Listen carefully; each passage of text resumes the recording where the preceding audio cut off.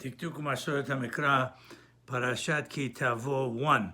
The reference here is to Perek Kafav Pasuk Bet, the first half of the Pasuk. ולקחת מראשית כל פרי האדמה, אשר תביא מעצמך, אשר הדושם אלוקיך נותן לך, ושמת ותנא. So you shall take from the first of all, the fruit of the ground which you shall gather in from your land that the Lord your God is giving to you. There's a question here as to whether what the reference is, Asher Hashem Elokecha noten lach. What is God giving to you?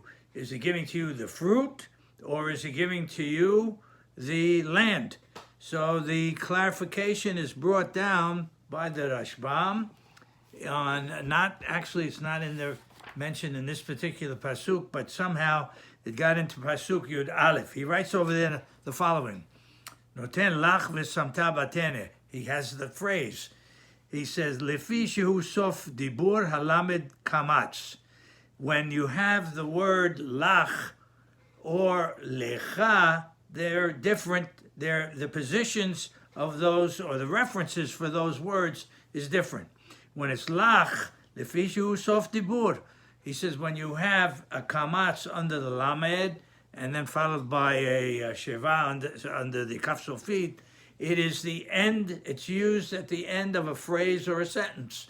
But when the word haval lecha, but when you have the use of the word lecha, not lach, in the Torah, it's mehubar.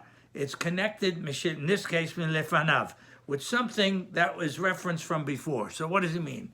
He means the following here, that the word lach, even though it's in the middle of the pasuk, it is the end of a phrase. That what the reference here is to the land, that the land, Atzecha, Asher, Hashem Elokecha, here, let's go over it again. Asher Tavim Atzecha, Asher Hashem Elokecha Noten Lach.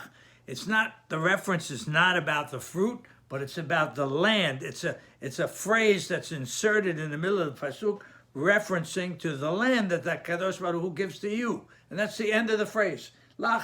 And what do you put in the bin, in the basket? The peri adama. These two words referred back to peri adama.